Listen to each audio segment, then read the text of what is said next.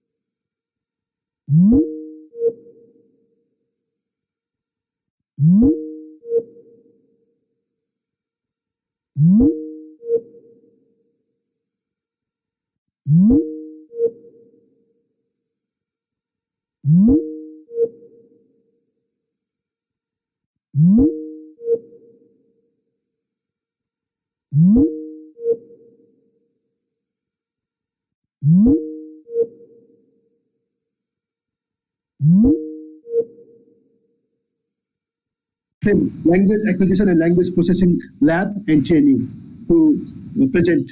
And I request all the participants to kindly, if you have any questions, please write in the comment box so that at last question and answer session we can have discussion with all the presenters.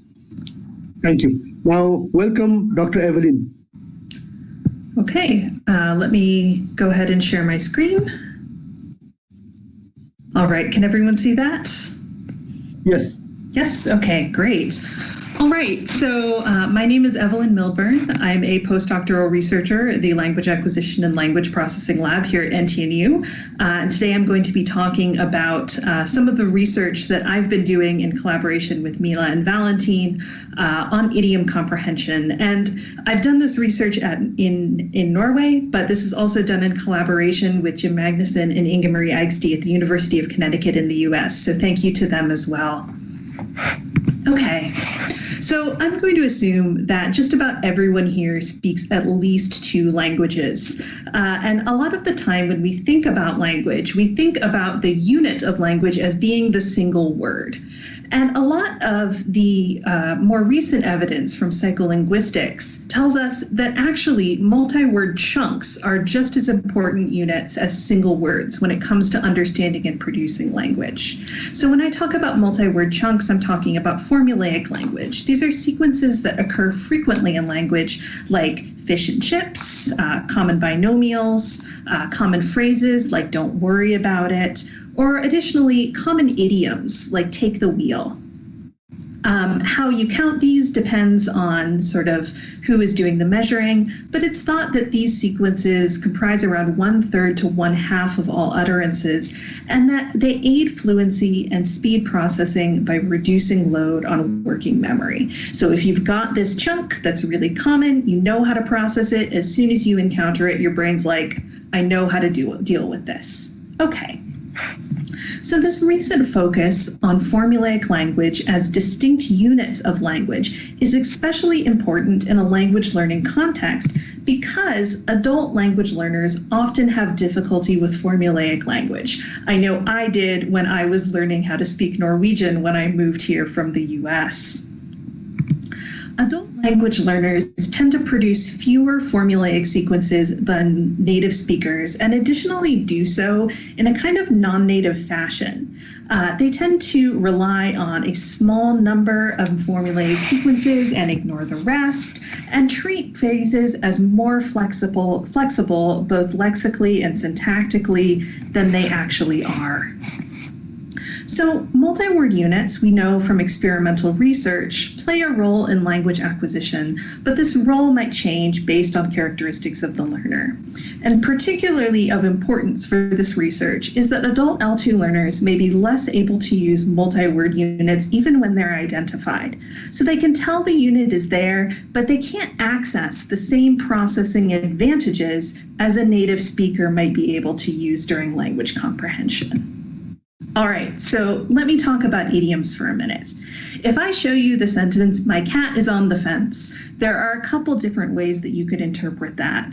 One way is you could just stick all those words together literally and come up with the interpretation, "My cat is literally walking on a fence." The other thing you could do is interpret "on the fence" as a chunk, as a figurative multi-word phrase called an idiom, and come to the conclusion that my cat can't decide about something. So in this case, can't decide whether it wants to be inside or outside.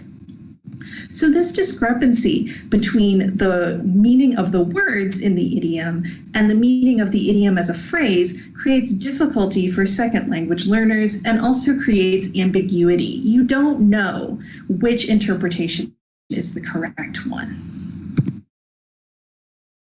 So second language learners often struggle with idioms, and one reason this might be is that they have difficulty knowing when to switch from that word-by-word literal processing to the chunk-level figurative processing. We know that L2 speakers process idioms at a similar speed to novel literal phrases, contrasted with faster idiom processing by native speakers. So what helps? Well, one thing that helps is having a supportive context. If you've got a context that tells you whether an idiom should be figurative, that's going to scaffold your figurative interpretation of the idiom. And that's external to the idiom. That comes from outside. Another thing that helps is collocational frequency. This is the statistical regularity or the statistical co-occurrence of the single words within the idiom. This is internal to the idiom, and it's thought that this can aid idiom recognition and retrieval. Okay, so the current study asked, do native and non-native English speakers rely on different strategies, in particular word-by-word literal processing versus whole phrase retrieval, when retrieving and producing idioms? And in particular, are these strategies more driven by collocational frequency or by biasing context? So our participants were 47 native English speakers at the University of Connecticut and 48 Norwegian L1 and English L2 speakers at NTNU. We used the visual world paradigm in which participants look at pictures and hear sentences while their eyes are tracked using a small camera. And what we do is we measure their movements of their eyes around the screen in relation to the sentences they're hearing. We played participants' sentences with the final word missing and asked them to click on the picture that best completes the sentence. And I'll give you an example of that in a minute. These sentences could be completed literally or figuratively, but the most appropriate completion was biased by the context. And to analyze this, we used growth curve analysis, which is a method of analyzing time course data by assessing change over time. Okay, so in our first condition, which I'm calling the figurative context, participants saw these 4 images and heard the sentence, "No one wanted to be responsible, so Lizzie had to take the," and if you know any English idioms, you know that the best continuation in this sentence is wheel. Take the wheel, meaning to assume responsibility. Here we go. In the literal context, participants heard the sentence, "The real estate agent said that Lizzie had to take the," and in this case, the house is the most appropriate continuation. Finally, we had an unbiased context, which was just Lizzie had to take that. In this case, all of the images are an appropriate continuation. None of them is really biased. However, the literal and figurative targets, the wheel and the house, were roughly matched using the corpus of contemporary American English. We also included what I'm calling a high close lure, so bus, which occurs after take the with much higher frequency, and hat, which occurs after take the with much lower frequency. So I'm going to ignore the unbiased context going forward. I'm just going to talk about the literal and figurative. So these are our results. Let me orient you to this graph because there's a lot of information being presented here. So on the x-axis, we have time in milliseconds measured from the onset of the idiom. And the idiom is marked by that vertical bar, solid vertical bar at 0. The dotted vertical bar represents the approximate idiom offset. And then on the y-axis is labeled the percentage of time that participants were looking at one picture versus another picture. So that solid black line that wiggles a lot is the figurative target, that's the wheel, and then the purple line is the literal target. So what we can see here is that our American participants, the native speakers, when they're getting a figurative context, they show a much bigger bump, much more biased towards a figurative completion than the Norwegian speakers. We still see both groups looking at the figurative target, but much more for the Americans. That's pretty obvious. What's less obvious is that the Norwegian participants near the end of the trial, they really liked looking at that high close lure. So they thought, take the bus. That's actually a pretty good continuation here. We didn't see that with the United States participants. In the literal context, on the other hand, we see that the Norwegian speakers are looking at the literal target much more frequently. We see this like more sustained gaze pattern than the American participants. But interestingly enough, we see also that the American participants are looking at the figurative target more than the Norwegian participants. So even though the context is biasing something completely different, the American participants are completely unable to ignore the idiom when it's presented. Okay. This is suggestive evidence that native and non-native speakers rely on different units during comprehension, and we see this in the way that each population found different lures distracting. The American participants showed early and rapid activation of the figurative phrase in the inappropriate literal context, and this shows a bias towards formulaic phrases. And it's interesting because in this context, the figurative target is disfavored both locally and globally. In contrast, for our Norwegian participants, we saw interference from the high close lure in the figurative context, which suggests maybe more of a bias towards compositional processing and is consistent with research showing that non-native speakers are sensitive to high and low frequency distinctions, but have difficulty with the middle range. I do want to point out, though, that the differences between our populations here are quite subtle. Like, I'm saying that the United States participants are better at figurative language processing than the Norwegians, but they're both pretty good. Okay. So in general, as people gain more experience with language, their ability to pick up on hidden meaning and nuances also develops. And one of the things that I find really fascinating about idiom research is that it shows us this changing trajectory of reliance on compositional processing, holistic retrieval, and contextual support. Parents and educators can use our research to help learners from all backgrounds build their skill with figurative language. So with that, I'd like to thank both our collaborators at NTNU and at the University of Connecticut for the Cognitive Science and Psycholinguistics Lab for organizing this great webinar, and our participants. And thank you for listening. Thank you, Dr. Evelyn, for a very interesting topic, interesting presentation regarding idiom comprehension. So, regarding question and answer session, there is one question, but we will talk about the question and answers later. Okay, thank you very much. Now we are going to hear from Mr. Leknath Pathak, who is the main person behind this webinar. So he's talking about prospects and possibilities of cognitive science and psycholinguistics in Nepal. So it will be very interesting. Welcome, Leknath sir. Thank you, Ajay sir. Am I audible? I'm just trying to get my PowerPoint. Just give me a second. And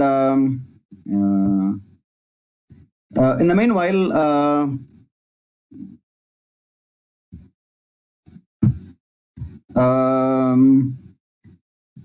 Thank you very much, Professor Miller and Dr. Evelyn, for giving specific studies done in your lab.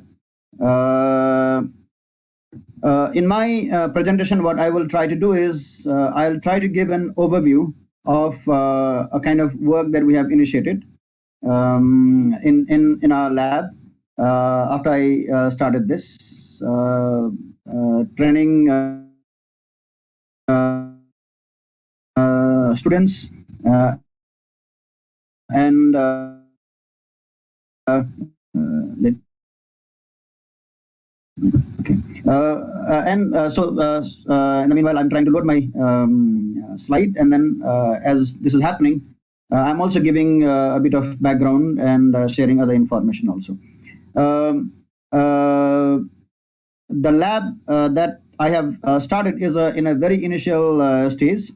In fact, it's a dry lab. We don't have sufficient equipments and all that. However, whatever we have started, I think somehow there is a beginning that we have done. And in order for our audience to have a kind of an idea what a good and properly established sophisticated lab looks like, I have requested Professor Miller to give a kind of a walkover of kind of brief, some 5 minutes introduction to the lab.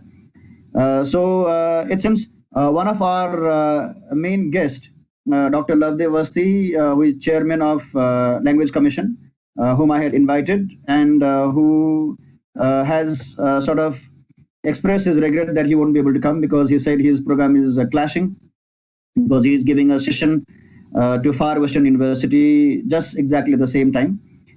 So he has expressed his inability to make it. So that we will that slot we will use with Professor Miller to listen to her presentation. Okay. Just give me a second. I'm still having issues with loading my file. Dr. Ajay, you will invite Professor Miller during Dr. Lovedev Avasti's slot to give introduction of our lab. So because that slot will be... Please you start, sir. You start. We'll do that. Yeah. Yes, sir. So I'm just giving that. Okay. So, I'm having issue with loading the slide.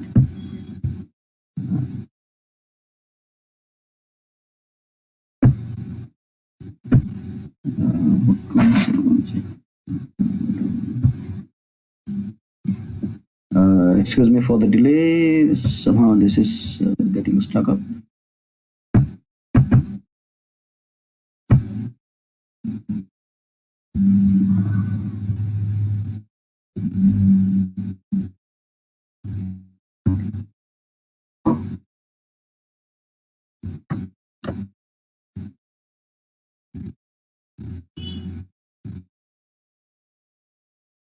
Just do it. Sorry about the hitch here. Yeah, understand. Okay. So I hope this will work now. Okay, is it visible? Hello. Can you tell? Yeah, if this is. Yeah. No. Is it there? No. Okay. Yeah, it says it's sharing. So no, it is there. Okay. Yes, we can see it. Okay. Yeah. Thank you.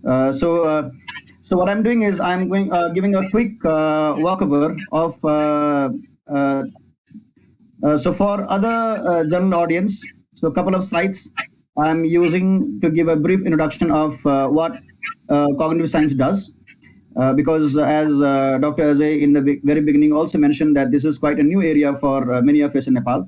And in fact, it's through me and some of my students who have worked on it that people are now getting to know how it works and all that.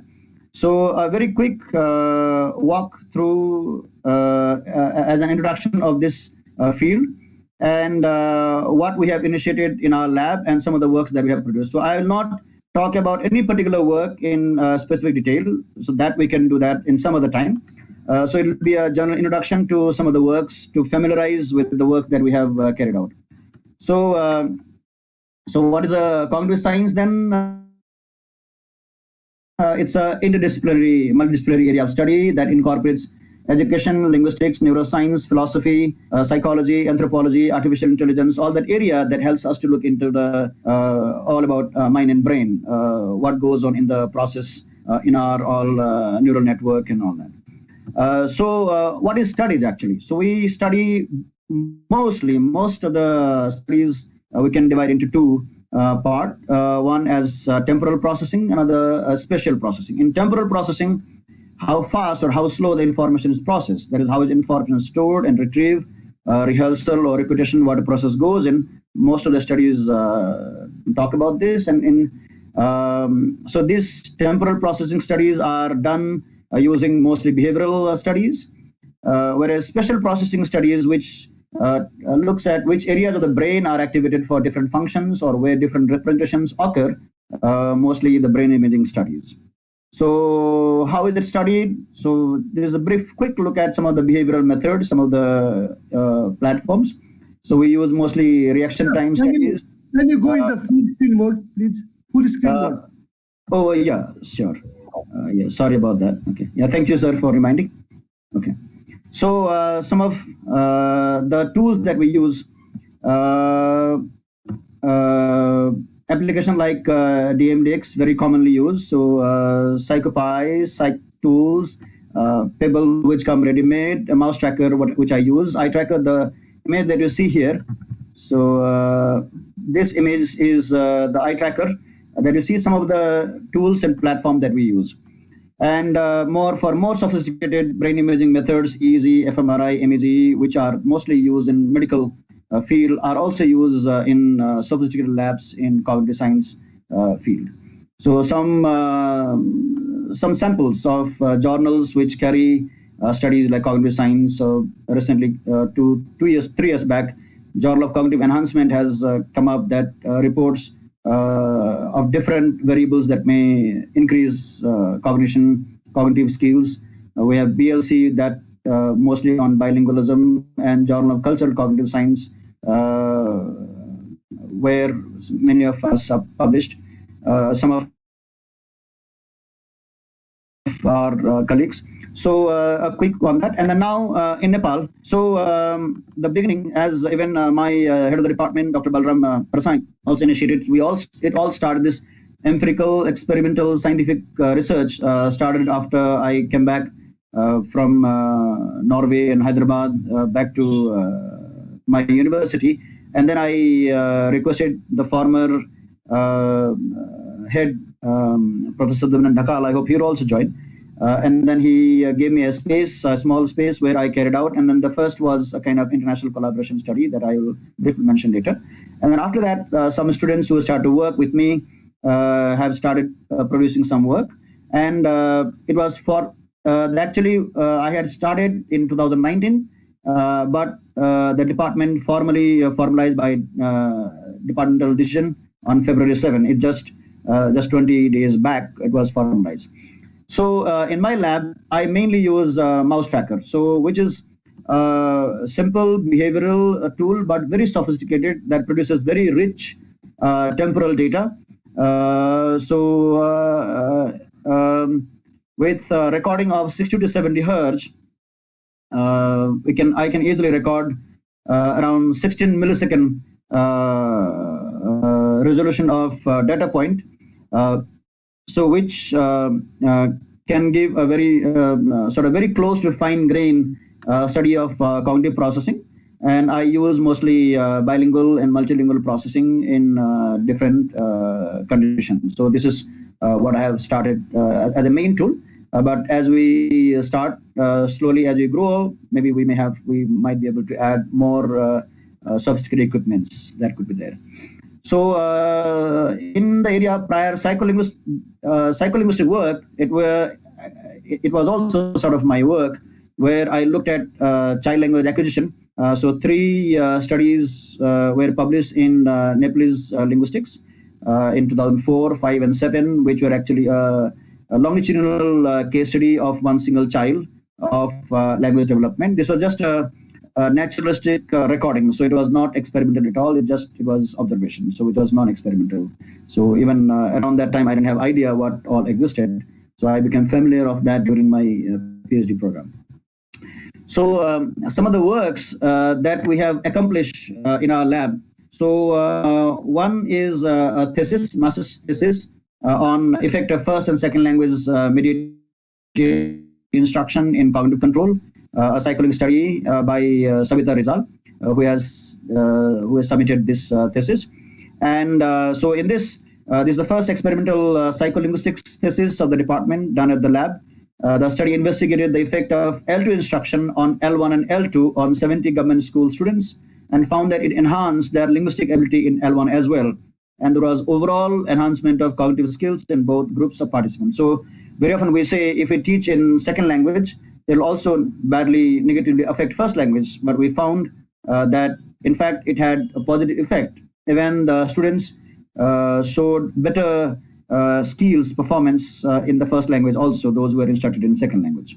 So this was quite an interesting study. And then we have already submitted a manuscript based on this study to a reputed journal. And it's already under review. So we have already got the reviewers' comments, and then we are revising the paper to be submitted back. So hopefully in 2-3 months, this will be out.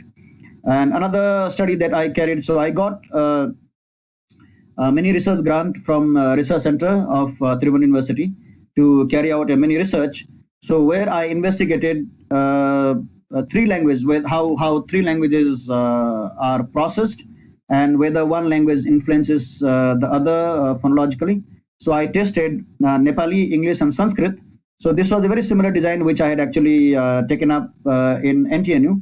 And then it was something with similar design that I just wanted to test whether it's feasible with Nepali, English, Sanskrit kind of combination. And then so it was a very interesting study. I'm not going into the detail of that.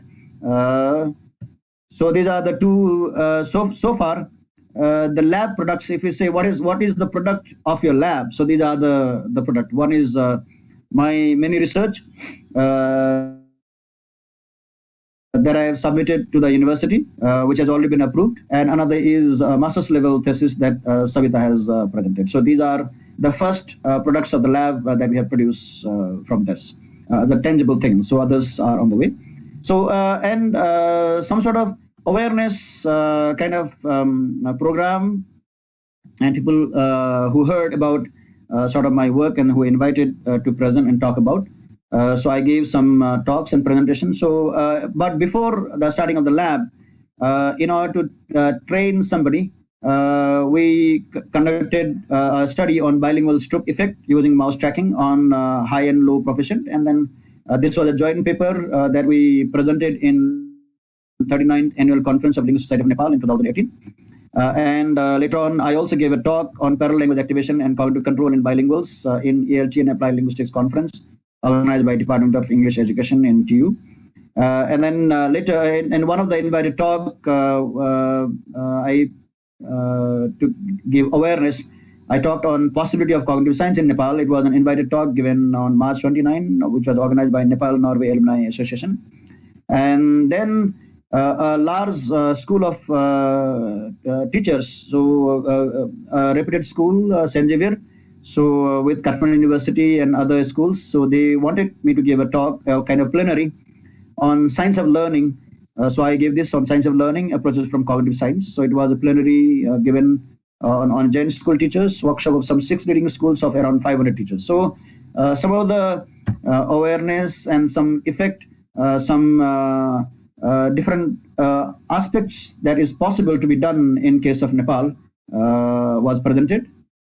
An international presentation last year, just 1 year back in February, I was invited as a keynote speaker to give a talk on situation of illiteracy in Nepal. What does it mean for cognitive science? It was in 3rd International Workshop of Society for Cognitive Science of Culture at Birla Institute of Technology and Science in Goa. And then in the same conference, we also presented a poster. So it was two presentation, one oral and one poster presentation from our lab. Lekha sir, Lekha sir, your Yes, sir. slides are not moving. Slide पनि change गर्नुस् न. Slide change भएको छैन. What is it? Now I'm in international collaboration. Is it showing? Change देखिन्छ यो international collaboration मा छ slide मेरो. छैन. Okay, sir. You continue, sir. It's okay. It's in which is the slide that you are seeing here, Ajay sir? Can you see this? Which slide can you see there in your screen? Slide number 5. Oh, so these slides. So the later slides, these ones. So I in this slide, I can see it, but then I don't know what's wrong. But then here is the same slide. It's okay, sir. Okay. Please continue. So, please continue. yeah. So in international collaboration, so the first, in fact, this collaboration came through Professor Mila on the same DCOM project that she mentioned in her talk. It was part of that. So it was on spatial communication systems across languages. The title that paper also have been submitted in a very reputed journal. With the title Spatial Communication Systems Across Languages Reflect Universal Action Constraints. So it covers on study on 29 languages with 50 collaborators from different universities and labs across the world. And then manuscript has been prepared and already submitted. So hopefully by the end of the year we might be able to see that. So this will this will also make us visible in the international scientific community on the kind of work that we have produced here. And also on Nepal-Norway collaboration. Is this slide visible? Ajay sir, can you tell me if this is visible? No, sir. No, it is still in the 5th slide. But I suggest you continue with the presentation because Sure. Thank you. So we also have this. In fact, a part of my PhD work was conducted in Professor Mila's lab in language acquisition and language processing lab, where I conducted a study. And then this was on trilingual activation in Nepali, English, Norwegian trilinguals, which many of our board members also have conducted. So in fact, one set of data was collected in Trondheim, and I wanted to compare the difference in how the participants perform who have been to NTNU in Trondheim, and same, of course, different participants, but those who have come back with the same experience when they come back to Nepal, do they show some difference in cognitive and linguistic processing? So because of a very controlled nature of the sample of population, the data collection has delayed. So hopefully I'll be able to complete this data soon, and then we'll have a comparison of the data collected in NTNU and the data collected in Nepal on the same similar sample of population, and then we'll be able to say something very interesting. I am hoping that this will also be an interesting study that will contribute to the scientific community, and also this will link both Norway and Nepal academically, scientifically as well. Now, beside this, we already have some studies in progress. One is parallel language activation in Gurung Nepali bilinguals, and then immersion effects on Nepali English bilinguals, processing of spoken written words in L2 literate Lohorung Nepali bilinguals, and also multilingual processing and cognitive control in Magar Nepali English trilingualism that one of my students who has started his thesis with me has started designing experiment. So it's in the process, and then beside that, some more studies are in planning phase, discussion phase, in a very good collaboration, of which one of the so that also will come up, but then I'm not talking about that because still in discussion phase.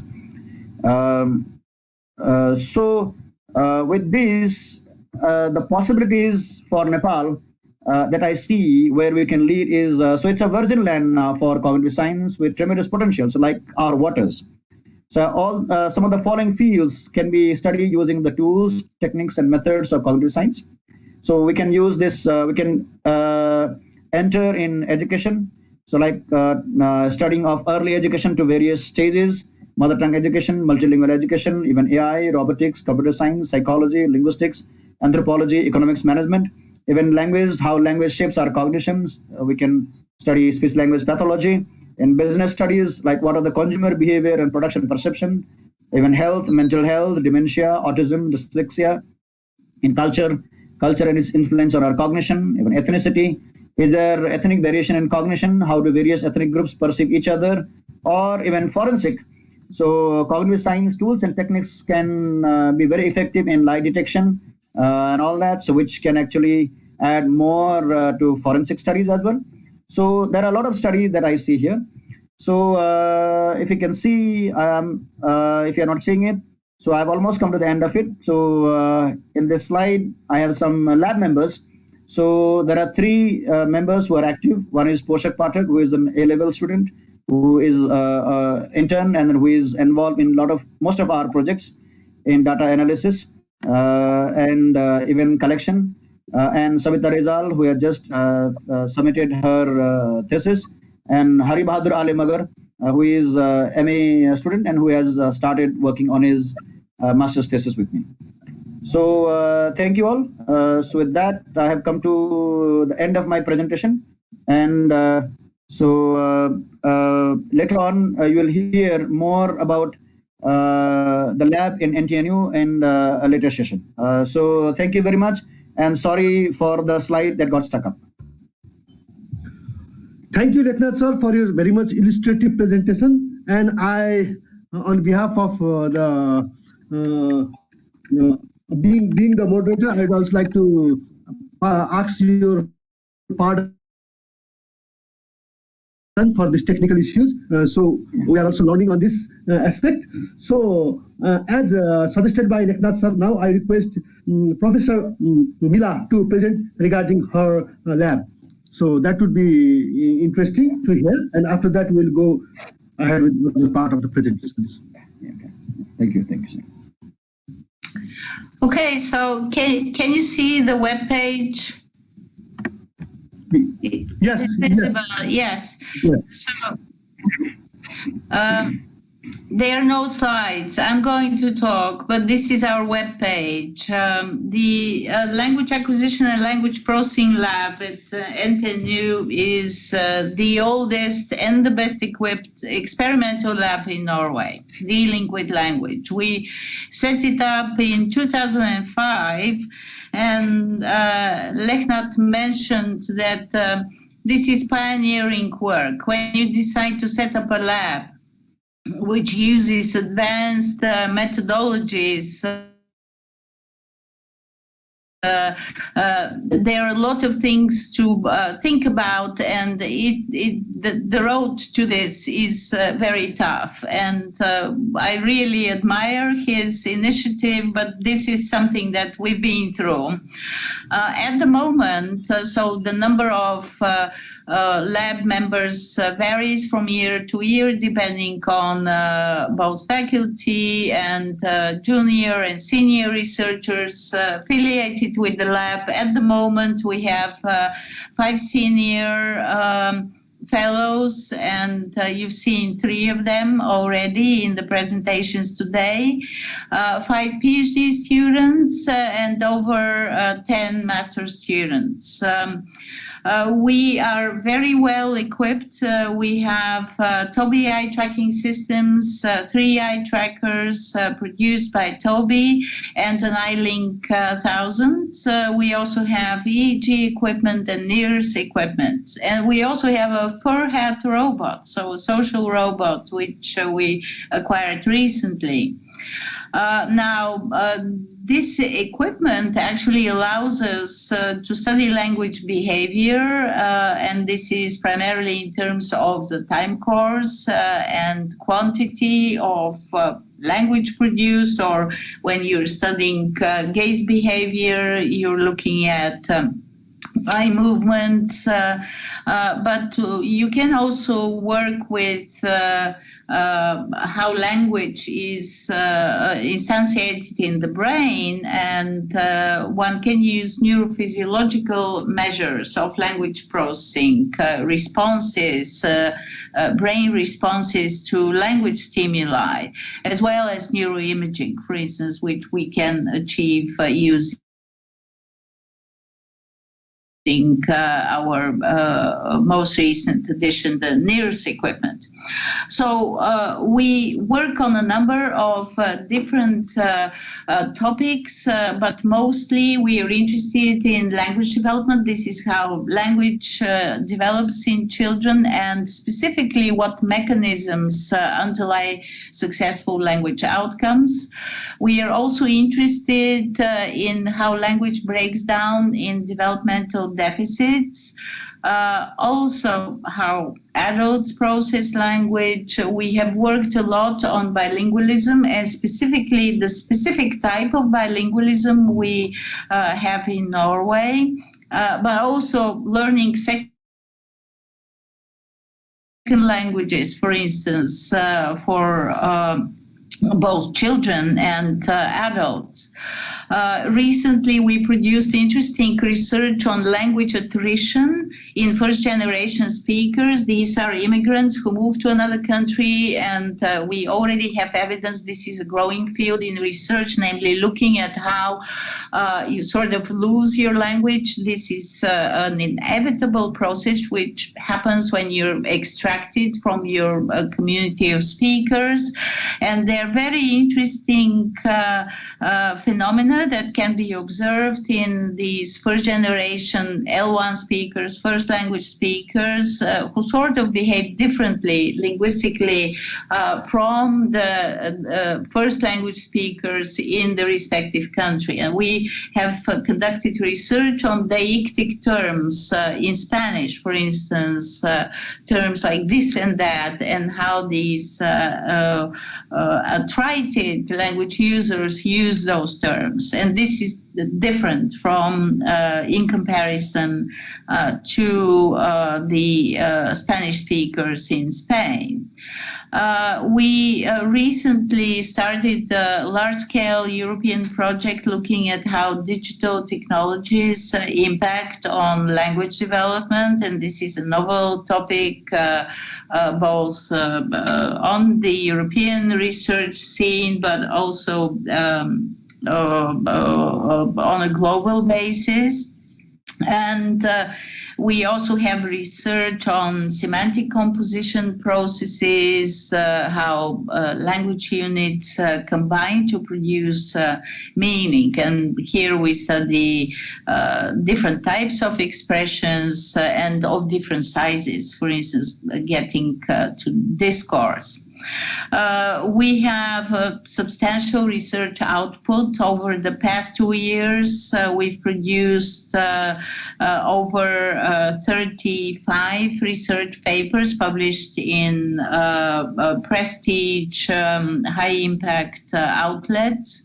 And what I would like to mention in this context is something that Leknat can try to achieve in his work, is that quite often students' master's projects can be so good so as to produce a good research paper which is publishable. And this is what we have done with our master's students. Graduate students are typically encouraged to embark on an interesting and exciting experimental project, or at least empirical, that collects data, and quite often they produce very good work which is publishable. We have done this in the past and continue to be doing this.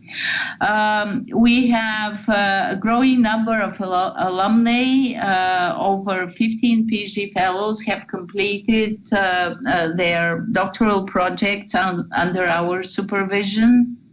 And we also accept visiting scholars and students, over 10 so far, and Leknath was one of them. We were very happy working with him.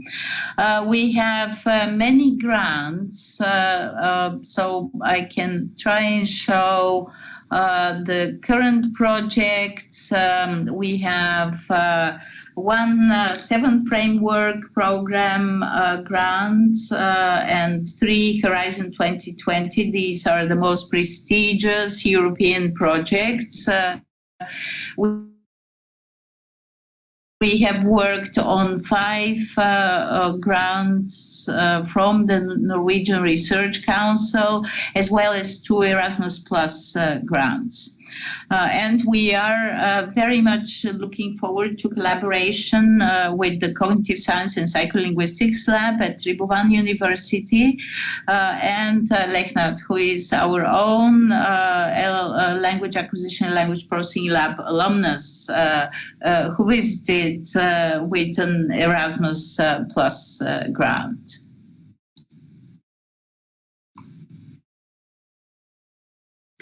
Okay, I am finished. So in case you have questions, I can provide, but this is a comprehensive introduction to what we do at the lab. Yeah. Thank you, Professor Milla, for your very important and very much comprehensive information. It was very interesting to hear about that. So now we are moving forward to hear from Professor Dubinanda Dakal, who is the Assistant Dean at the Faculty of Humanities and Social Science at Tribhuvan University. He is talking about cognitive science and psycholinguistic way forward. So welcome, Professor Dubinanda Dakal.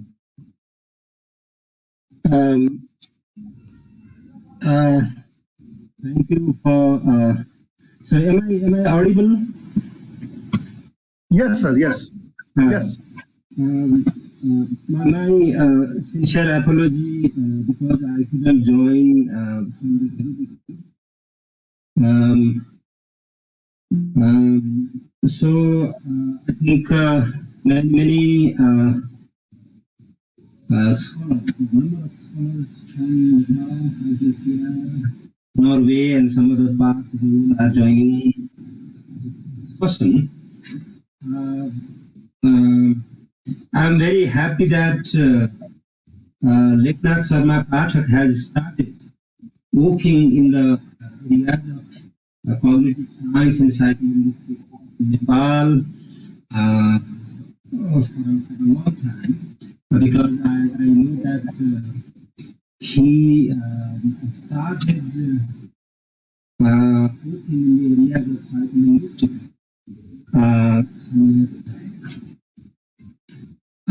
When I was the head of Central Department of Linguistics, he was very interested in establishing science lab, and he explained its importance many times. I remember it. So at this moment, in fact, I cannot explain much about cognitive science and psycholinguistic activities in Nepal, but I hope we heard from Leknath Sharma about it and the initiatives he has taken to explore this new area of study, this new area. So I am currently at, as I am the Assistant Dean as Faculty of Humanities and Social Science at Tribhuvan University. I would like to request the scholars from Department of Linguistics to go ahead in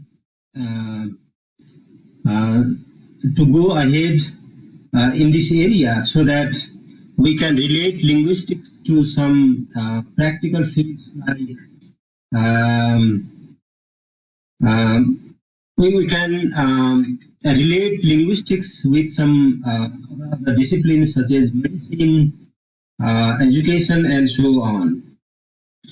Since there are linguistic courses at bachelor's, master's level, and also at PhD, I hope we will be able to support the initiatives on behalf of Dean Hafiz. So, to sum up my observations on what have been accomplished so far, I'm very happy with the initiatives taken by Leknath Sarma Pathak, and I'd like to say that we will support and join in his initiatives, and we will be happy to support these initiatives on behalf of Faculty of Humanities and Social Sciences of Tribhuvan University. And I'd like to conclude my brief remarks, because it's not my presentation, I hope. I'd like to conclude my remarks, and I'm very happy that a number of papers are appearing in some prestigious journals, and some master's students are beginning their projects in the areas of psycholinguistics and cognitive science. And with this, I like to end my brief remarks. Thank you very much for permitting me to join this talk. Thank you very much. Thank you, Professor Dhakal, sir. So now we are going to hear from representative from Royal Norwegian Embassy, who are helping us in this NTNU alumni Nepal activities. So I request Mr. Jan Erik Storsard, counselor from the Royal Norwegian Embassy, to give his remarks. Welcome, Mr. Jan. Okay, namaste, good afternoon, and I guess it's a bit earlier in Trondheim, so slightly after lunch, I suppose. Well, first of all, thank you for inviting me to this webinar. The topic is extremely challenging for me. I have never been in touch with linguistic and this type of studies before, but it is quite interesting. And my daughter is studying actually psychology at NTNU, so I need to talk to her and learn from her, I guess. So maybe she knows a little bit more about this field. First of all, as you said, I am with the Norwegian Embassy, and I'm working with managing Norwegian support to climate and energy. I do have a sort of an association, somewhat belonging to a different alumni association in Nepal, because I was studying at NMBU, at the Agriculture University. And when I did my master's, I did my fieldwork in Chitwan in Nepal. And when I did some PhD research, I did it in Bardia, further west, but in very, very different topics. So I'm very happy to be back in Nepal again after many, many years. I've been working mostly in Africa.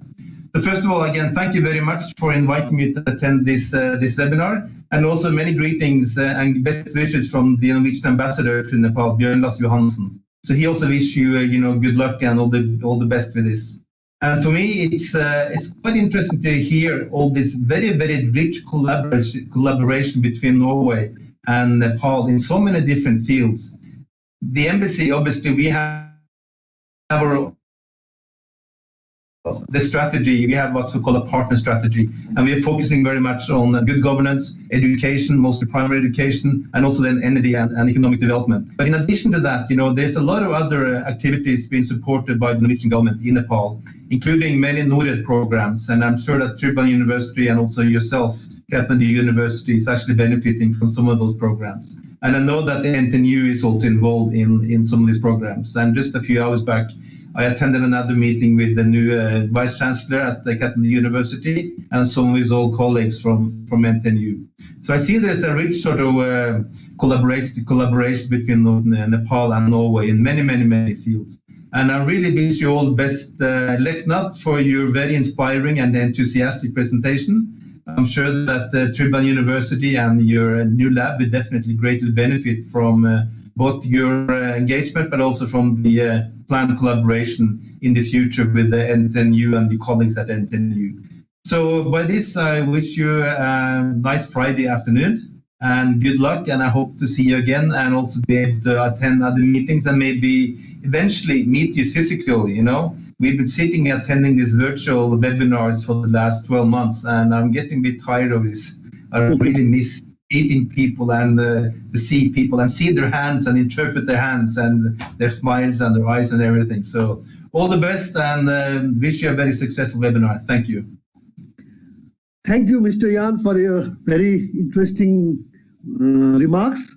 And it is very happy. We are very happy to learn you have been to Chittagong and Bardia during your study and all. So thank you very much. Now I would like to request Wang Yu, who is the NTNU Alumni Central representative, please for his remarks. Wang Yu.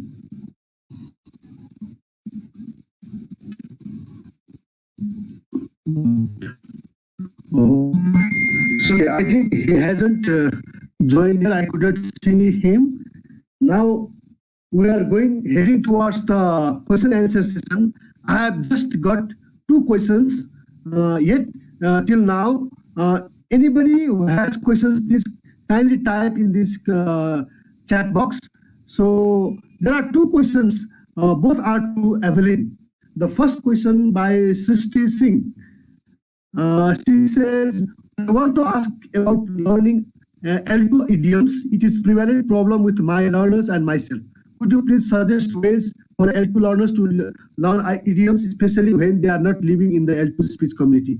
So, Dr. Evelyn, please, can you please respond to this question? So one really strong support for learning meanings of L2 idioms that we see in our experimental research is the use of supportive context. So rather than trying to memorize or learn idioms by themselves, give yourself a context in which they appear, and that can really help your brain make the connections between these difficult that will help you retain these difficult figurative meanings. I think so. Also, one other thing that we see is that idioms that are the same between your first language and your second language are often easier to understand. So another thing can be finding phrases that appear in both languages and focusing on those.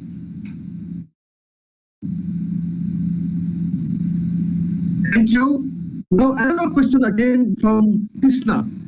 Has the genetic and typological similarity between L1 and L2 have a role in understanding the idioms in the L2? Can you please respond? So actually, as I just said, the similarity between if idioms in the L1 and L2 definitely help scaffold meaning. So there are a lot of idioms that appear in multiple languages or that are borrowed from one language to the other. And people, when we do research, we see that people who are trying to understand idioms in their L2, they really have an advantage when those L2 idioms are also appearing in their L1. One interesting research finding is also that, say, if you take L1 idioms and translate them into the L2, you'll also see an advantage for processing those. So it really seems like these idioms are strong regardless of the language that they're presented in. So we do one thing that we had to do when we conducted the research that I presented on was make sure that the idioms that we gave our Norwegian speakers didn't have an equivalent in Norwegian. And that really allowed us to tap into second language processing, not sort of a blend of second language and first language processing. Great questions. Thank you so much. Okay, thank you very much, Dr. Evelyn. Any other questions? I didn't see other questions in the chat box. There are some questions, but I would like to have it verbally. Is that possible? Yeah, please go ahead. Hi, Mila. It was a nice, great work, and I have some questions regarding the pointing task that you have. I suppose I'm audible, am I? Yeah. So we see that in case of autism, there are gender differences in which typically females tend to have a masking in their autistic traits, right? Did you observe any kind of gender differences in your results? Thanks for the question. It's really interesting. No, unfortunately, we did not look at gender differences in the sample. As you saw, our samples were small, and this is typical in autism research. Quite often, recruitment is not great, and of course, you cannot conduct any analysis on this. I mean, an analysis that is really useful. And moreover, in these samples, you usually see a prevalence of male participants, quite likely for the reason you mentioned. Female individuals with autism are either masked, so there is already a growing body of evidence in this domain suggesting that, and they are underdiagnosed. By this, I'm not saying that you should go and get a diagnosis. So families differ on this, and quite often individuals with autism are proud that they have a diagnosis, while others, we've seen families who are not very happy about the child receiving a diagnosis. So, but we do see underdiagnosing specifically for female participants. So, concerning the gesture, we don't know whether there are differences there. Yeah. And okay, thank you. Another question, I was a little bit curious about the experimental task that you had. There were some differences and between there is the pointing gestures, right? Since the children were held by their caregivers or parents, so the distance between the pictures that were on the wall and how far the caregivers were from the wall, would that not make any difference? Or was that controlled for? Yes, so this is a very good question. It has to do with the paradigm. We did control for this, and of course it was very clear to see whether there was contact with the objects or not. And this is an important distinction. This is a novel classification of gesture morphology, which we introduced specifically simply because pointing gestures without contact with the referent are the ones that are very close to language in referential and symbolic properties. So you're not manipulating the object, or it's really referential par excellence. We did control for this, and it was very clear whether the child was touching the object or not, even when they were very close. So essentially, when they were pointing, with the intention of reference, they were pointing without contact. So we did look for those, and these were distinguished. We were very careful in that respect. But let's say in general, I'm not familiar with the paradigm, and in general, the pointing and gesture. So a bit curious about this result. How parent and a caregiver and a child interact in general, how would that influence the language learning in because I think pointing and language development overall would interact, right? Not just your experimental finding, but in general. I would like to know your view on that. Well, essentially, I mean, there is excellent research documents a big impact of parental input, specifically language input, and this is really important. Caregiver talk. Now, concerning gesture. It is probably the case that parental gestures do impact on the typically developing children, but what we saw in the autism group was there was no influence of parental gestures because the parents of children with autism were actually gesturing a lot more in the ratio compared to the children, but definitely not more than other parents. So essentially they are providing adequate input to the child in terms of gesture, but we do not see that the children are patterning after this. So this is the interesting thing, and it is relevant for interventions, for instance, and how to approach this, how to essentially provide an intervention which encourages the children to be producing more gestures. Thank you. Okay, thank you. So now we are moving towards the last part of this webinar. I would like to request Mr. Navin Basnet, Vice President of NTNU Alumni Nepal, for his closing and vote of thanks remarks. Thank you, Ajay sir. Am I audible? Yes. Thank you, Ajay sir, for moderating in this webinar. On behalf of NTNU Alumni Nepal Board, I would like to thank all the presenters and all those who had their remarks in this webinar, namely Dr. Balram Prasai, Professor Mila, Dr. Evelyn, Dr. Lekna Sharma Pathak, Professor Dubinanda Dhakkal.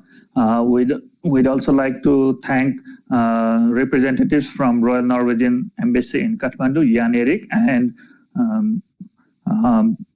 also like to thank the rapporteurs, Mr. Pratik Bhandari and Ms. Sabita Rizal, for rapporting this event. We'd also like to express our sincere thanks to Mr. Indresh Thakur, who is the IT officer at Tribhuvan University, who had assisted us in providing us the technical support. Without him, we'd not have organized this webinar at this scale. Last but not the least, we'd also like to thank all the participants for participating in this webinar. With these remarks, I would like to officially close this webinar on cognitive science and psycholinguistics for understanding human mind, brain, cognition, prospects and possibilities, which is organized by NTNU Alumni Nepal in collaboration with Cognitive Science and Psycholinguistics Lab, Central Department of Linguistics, Tribhuvan University, Nepal.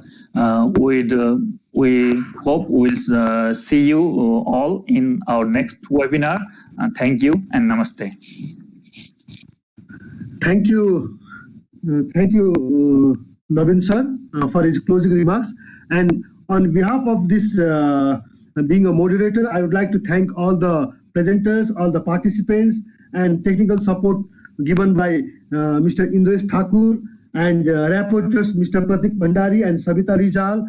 Hopefully they will present their report to us soon and then we can forward it. Thank you everyone. Now I declare that this webinar has come to an end.